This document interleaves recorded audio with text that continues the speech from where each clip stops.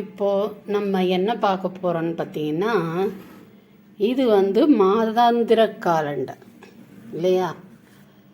இது daily calendar. எனக்கு daily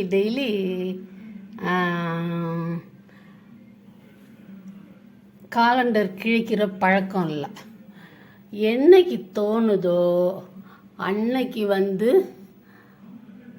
கிழிக்காமல் இதோ இப்படி இதில் ரப்பர் பேண்ட் போட்டு மாட்டிடுவேன்.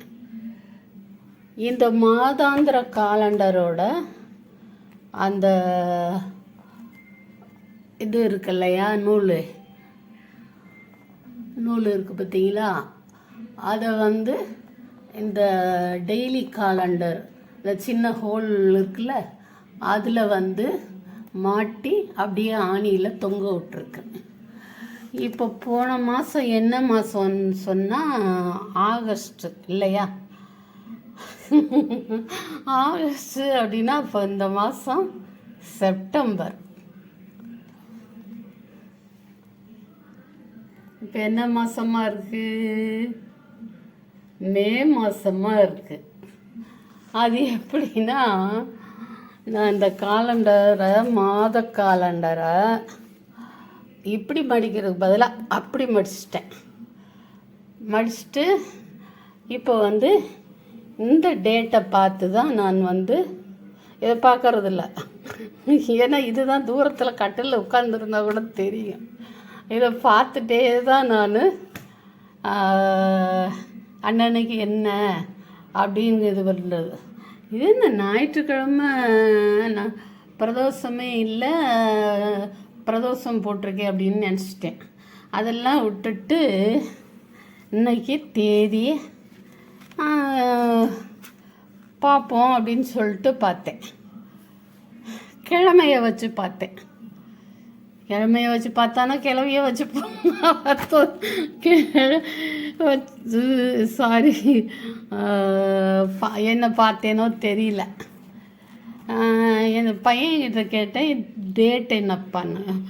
9ன்னு சொல்லுச்சு. அப்போ இன்னைக்கு 10 கரெக்ட். அப்போ பார்க்கலாம் அப்படி என்ன விசேஷம், ஏதோ இதாக போட்டிருக்குதேன்னுட்டு பார்த்தா அட்சய திருதியா, நகை வாங்க உகந்த நாளாம். என்னடா இது, அட்சய திருதியை வருஷத்துக்கு எத்தனை தரம் வரும்னு பார்த்தா மே மாதம். அட சண்டாளத்தனமே நினச்சிட்டு சரி மாற்றுவோம் அப்படின்னு இருக்கிறேன். என்னைக்கு மாற்றுறேன்னு தான் தெரியல. என்னைக்கு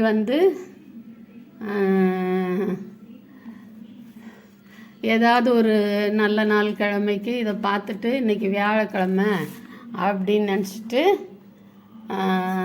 என்னத்தையாவது செஞ்சு வைக்க போகிறேன். அப்போ தான் தெரிய போகுது. எனக்கு தான், வேறு யாருக்கும் இல்லை. நீங்கள் பாட்டுக்கு டெய்லி காலண்டரை பார்த்துட்டு இதில் டிவியில் ஜோசியர் சொல்கிறதையும் கேட்டுட்டு இருங்க. நான் எனக்கு நாளெல்லாம் திருநாளே. என்னைக்கு எனக்கு தோணுதோ அன்னைக்கு கிழிப்பேன். அன்னைக்கு கிழிக்கிற அன்னைக்கு தான் எனக்கு அந்த நாள். சரியா? போயிட்டு வரேன்.